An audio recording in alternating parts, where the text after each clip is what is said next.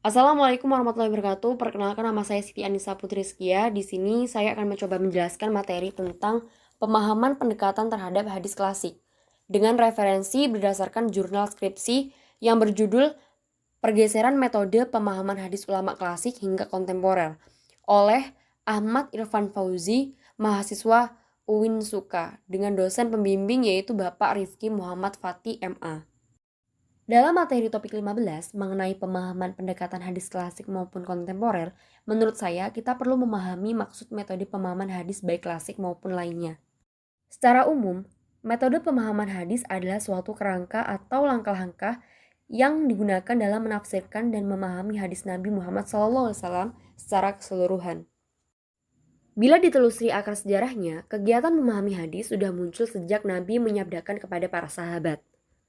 Perkembangan kegiatan memahami hadis atau memahami pendekatan hadis berdasarkan awal mulanya telah turun-temurun diwariskan dari generasi ke generasi. Dimulai dalam pemahaman masa klasik hingga kontemporer.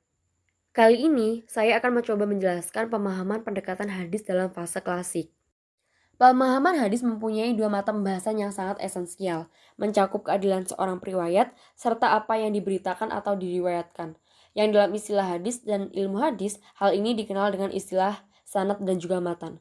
Sanad menjadi studi yang sangat populer pada masa pengkodifikasiannya. Dengan cara dijaganya keteraturan sanad, sehingga pembahasan mengenai sanad amat sangat kompleks guna menelaah kembali apakah sebuah hadis itu otentik dan valid yang dibawa oleh setiap periwayat. Hal ini pula menjadi faktor penghambat tersampaikannya maksud matan hadis. Dikarenakan pada awal mula hadis fokus pada bidang kajian sanad.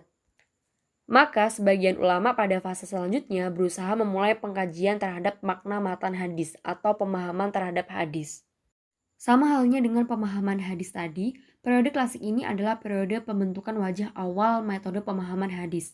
Usaha ini merupakan rintisan yang dimulai dari lahirnya penilaian adanya pertentangan satu hadis dengan hadis yang lainnya dan upaya untuk memecahkan beberapa hadis yang dipandang sulit untuk dipahami.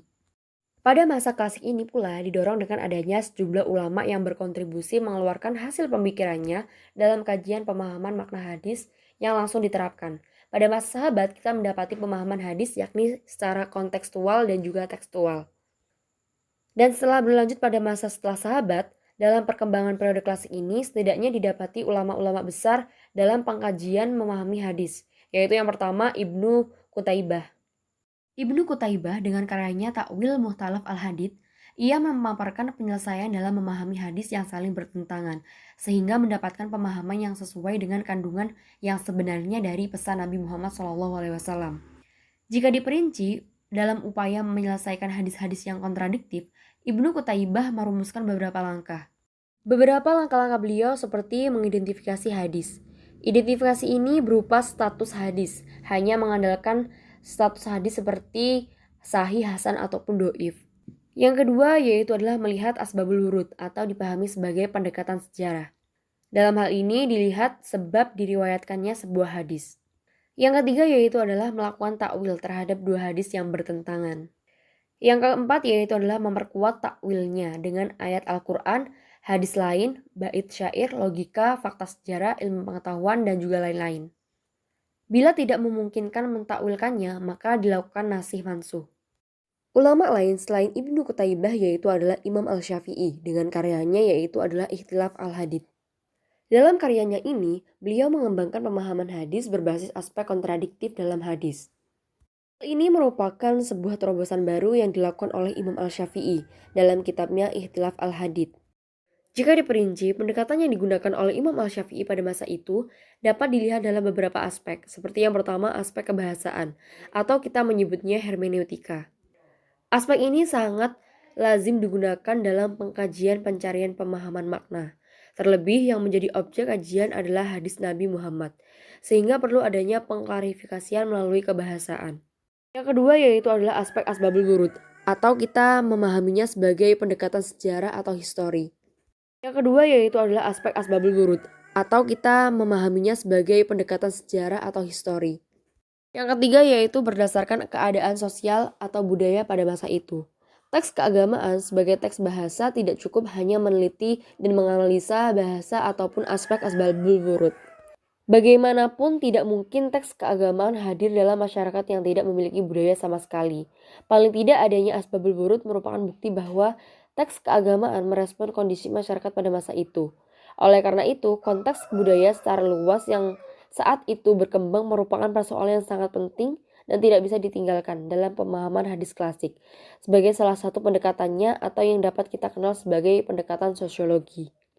Namun, konsentrasi ulama klasik kerap kali diidentikan dengan pembahasan masalah hukum fikih yang cukup panjang, dan juga pendekatan yang digunakan pada masa ini masih tergolong sederhana. Mengingat ilmu pengetahuan yang belum berkembang, sehingga pendekatan yang digunakan dominan pada ranah kebahasaan dan juga histori sebuah hadis. Fase klasik pula bertujuan untuk mencari dan menghasilkan original meaning yang dimaksud dalam sebuah hadis. Dan dalam pencarian meaning pendekatan bahasa dan juga sejarah menjadi hal yang sangat krusial untuk mengkonfirmasi makna yang dimaksud oleh Rasulullah SAW. Salah satu contoh dari masa klasik yaitu berkaitan dengan pemahaman Imam Al-Syafi'i diambil dari dua hadis yang bertentangan, antara lain dari Abu Ubay yang berkata, "Aku menghadiri sholat Id bersama Ali bin Abi Thalib. Beliau sungguhnya mengawali dengan sholat dan khutbah dan berkata, sesungguhnya Rasulullah SAW melarang kami memakan daging kurban kami setelah 3 hari." Dan dari hadis lain, dari Jabir dan Nabi Muhammad SAW, beliau melarang memakan daging kurban setelah 3 hari. Kemudian beliau mengatakan makanlah, sisakan, dan simpanlah. Hal ini mengandung pertentangan sehingga pemahaman Imam Al-Syafi'i sangat dibutuhkan dalam hal tersebut. Sekian penjelasan pemahaman pendekatan hadis klasik dari saya. Penjelasan mengenai hadis kontemporer akan dilanjutkan dalam video kedua. Terima kasih. Wassalamualaikum warahmatullahi wabarakatuh.